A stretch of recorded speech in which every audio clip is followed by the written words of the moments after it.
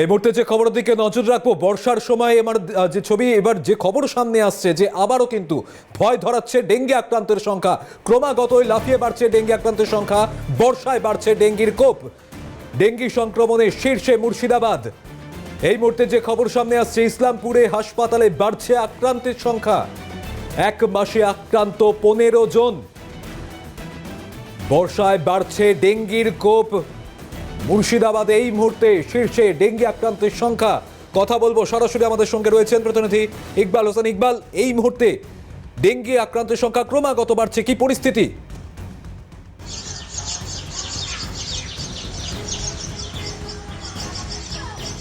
দেখো সৌম্যজিৎ, একদমই তোমাকে জানাই, যেটা হচ্ছে মুর্শিদাবাদের ডোমকল মহকুমার 5টি থানা এলাকা, তার মধ্যে কিন্তু যে ইসলামপুর যে গ্রামীণ হসপিটাল, সেই গ্রামীণ হসপিটাল সূত্রে জানা যাচ্ছে এই যে আজ পর্যন্ত প্রায় এই গত মাসে এক মাসে কিন্তু তোমার প্রায় 15টি কিন্তু এই যে ডেঙ্গি, সেই ডেঙ্গি আক্রান্ত ভর্তি হয়েছে এখনো পর্যন্ত জানা যাচ্ছে। অন্যদিকে জলঙ্গি গ্রামীণ যে সাদিখানদিয়ার গ্রামীণ হসপিটাল, সেখানে 5 জন, এবং রানীনগরের যে গোদনপাড়া গ্রামীণ হসপিটাল, সেখানেও কিন্তু 5 জন এখনো পর্যন্ত, এবং ডোমকল হসপিটালেও প্রায় 5 জনেরও বেশি কিন্তু রয়েছে। তোমার মোট কিন্তু ডোমকল মহকুমায় 30 জন মতো কিন্তু এখনো পর্যন্ত ডেঙ্গি আক্রান্তের সংখ্যা এক মাসে বেড়েছে, এবং গোটা গত বছরের তুলনায় এবছর কিন্তু অনেকটাই কম রয়েছে বলে জেলা প্রশাসন সূত্রে খবর। এবং অন্যদিকে এলাকার মানুষ জানাচ্ছেন যে এই যে তোমার গ্রাম পঞ্চায়েত এবং পৌরসভা এলাকা থেকে যে তোমার যে ডেঙ্গি মোকাবিলায় যে টিম গঠন করা হয়েছে, সেই ডেঙ্গি মোকাবিলার টিম কিন্তু আসে, কোনোভাবে কাজ করে না, আর তারপরে চলে যায়। তবে অন্যদিকে কিন্তু এই যে ডেঙ্গির প্রভাব, সেই ডেঙ্গির প্রভাব কিন্তু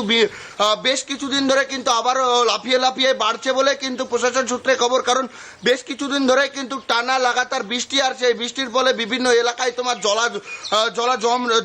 জল জমে রয়েছে, এবং তার ফলে কিন্তু এই ধরনের ডেঙ্গির প্রভাবগুলি বাড়ছে। কারণ তোমাকে যদি জানিয়ে রাখি, বিগত বছরে কিন্তু সব থেকে বেশি পরিমাণে মুর্শিদাবাদ জেলার ইসলামপুর থানার চক যে ইসলামপুর রয়েছে, সেই এলাকাতে দেখা গিয়েছিল। ফের কিন্তু আবারও সেই এলাকাগুলিতে ডেঙ্গির প্রভাব বাড়ছে বলে কিন্তু এখনো পর্যন্ত ব্লক প্রশাসন এবং জেলা প্রশাসন সূত্রে খবর। এবং প্রশাসন সূত্রে যেটা দাবি জানানো যাচ্ছে যে কোনো ব্যক্তির যদি তোমার ডেঙ্গি ধরা পড়ছে, তাকে কিন্তু তৎক্ষণাৎ হসপিটালে ভর্তি করে যে সমস্ত পদক্ষেপ নেওয়ার, সেই পদক্ষেপগুলি কিন্তু প্রশাসনের পক্ষ থেকে নেওয়া হচ্ছে।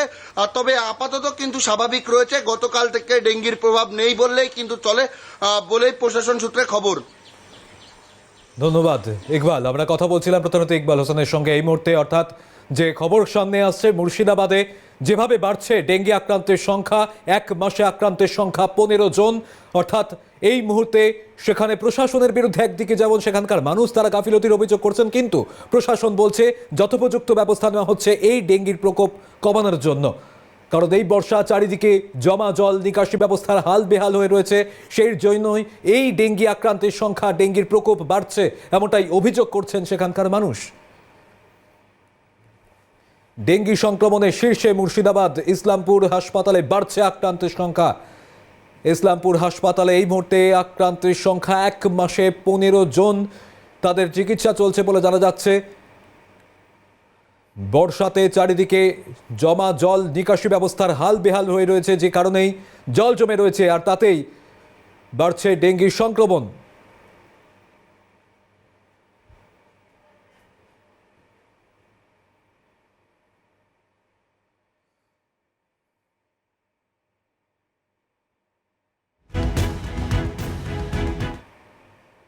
বর্ষায় বাড়ছে ডেঙ্গির কোপ। গত এক মাসে নতুন করে ডেঙ্গি আক্রান্তের সংখ্যা 1000।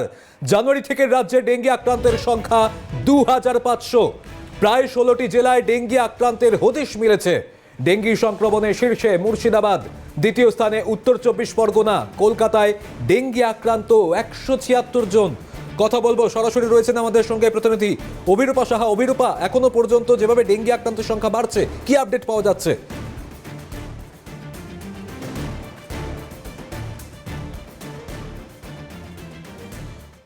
দেখো, কখনো একেবারে চড়া রোদ, কখনো আবার ঝমঝমিয়ে বৃষ্টি, আর এই সময়টাতেই একেবারে মাথাচাড়া দেয় ডেঙ্গির চোখরাঙানি।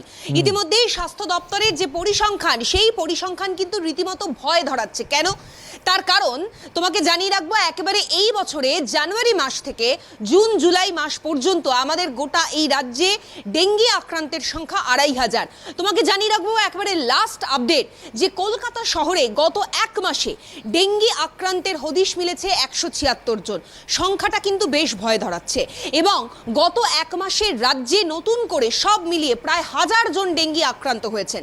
এবার এখানেই কিন্তু সংখ্যাটা বেড়ে দাঁড়িয়েছে প্রায় 2500, মানে শেষ পর্যন্ত 1500 ছিল, রাজ্যে গত এক মাসে আরো নতুন করে 1000 জন আক্রান্ত হয়েছেন। মানে সব মিলিয়ে আমাদের এ রাজ্যে ডেঙ্গি আক্রান্তের সংখ্যা এখনো পর্যন্ত 2500, যার মধ্যে কলকাতাতেই গত এক মাসে আক্রান্ত হয়েছেন 176 জন।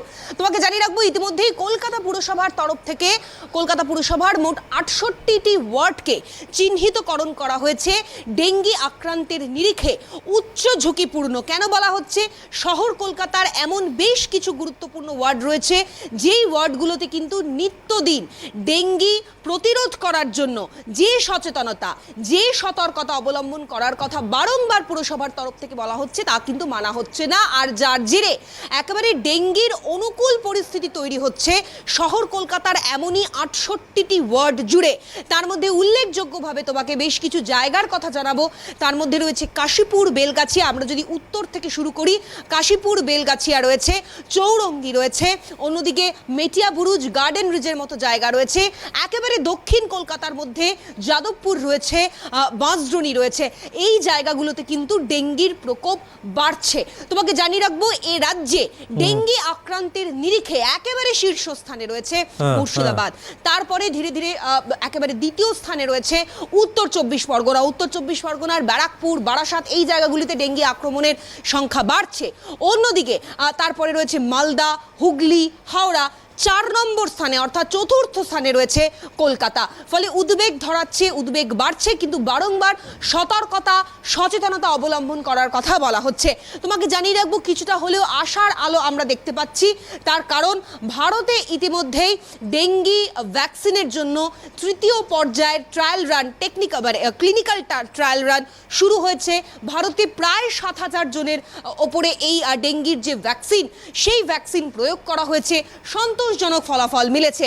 ফলে ডেঙ্গি ভ্যাকসিন আসতে আমাদের ভারতবর্ষে আরও বেশ কিছুটা বছর হয়তো সময় লাগবে, কিন্তু এই সময়গুলোতে, মানে আমরা যে সময়টার মধ্যে দিয়ে যাচ্ছি, বর্ষাকাল এলে ডেঙ্গির বাড়বাড়ন্ত আরও বাড়তে থাকে এবং যার জেরে মূলত ডেঙ্গির পরিসংখ্যান লাফিয়ে লাফিয়ে বাড়ছে। মানুষজনকে বারংবার সতর্ক থাকতে বলা হচ্ছে যে কোনোভাবেই রাস্তায় বা বাড়ির ছাদে জল জমিয়ে রাখা যাবে না।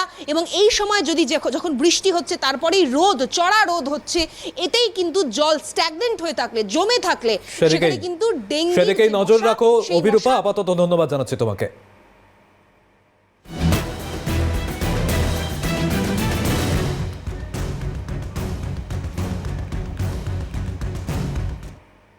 দেখুন, এই মুহূর্তে কিছুক্ষণ আগেই এই ডেঙ্গি আক্রান্তের সংখ্যা কিভাবে বাড়ছে তার আপডেট তো তুলে ধরলাম, যার মধ্যে শীর্ষে রয়েছে মুর্শিদাবাদ, তারপরে উত্তর 24 পরগনা, কলকাতা, এবার মালদা। সেখানেও ডেঙ্গি আতঙ্ক বাড়ছে, কিন্তু মালদায় এখনো পর্যন্ত আক্রান্ত 231 জন। পরিস্থিতি মোকাবিলায় পুরসভা ও স্বাস্থ্য দপ্তর ইংরেজ বাজারে যত্রতত্র আবর্জনা থেকেই বাড়ছে সংক্রমণ। পরিস্থিতি মোকাবিলায় পুরসভা ও স্বাস্থ্য দপ্তর ইংরেজ বাজারে যত্রতত্র আবর্জনা পড়ে রয়েছে, আর তার থেকেই বাড়ছে সংক্রমণ। মালদাতেও ভয় ধরাচ্ছে ডেঙ্গির সংক্রমণ। কথা বলবো সরাসরি, সোমক লাহিড়ী রয়েছেন আমাদের সঙ্গে। সোমক, কি পরিস্থিতি এই মুহূর্তে মালদাতে?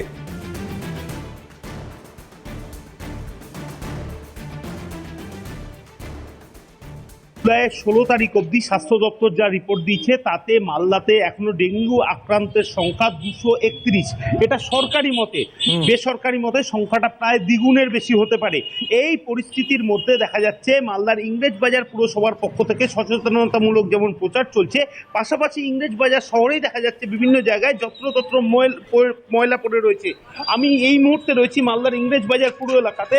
দেখতেই পাচ্ছ সকালবেলা ইংরেজ বাজার শহরের রাজমহল রোড একদম প্রাণকেন্দ্র শহরে, তার মধ্যে কিভাবে ময়লায় আবর্জনা স্ট্র্যাক হয়ে রয়েছে। এই পরিস্থিতির মধ্যে যারা পুরকর্মীরা রয়েছেন তারা এখান থেকে ময়লা পরিষ্কারের কাজ করছেন এবং এই ময়লাগুলিকে উঠিয়ে নিয়ে যাচ্ছে। পাশাপাশি দেখা যাচ্ছে শহরের বিভিন্ন গলিগুলিতে সেখানেও ময়লা পড়ে রয়েছে, যদিও পুরসভা দাবি করছে নিয়মিত এখানে ময়লা পরিষ্কার হয়।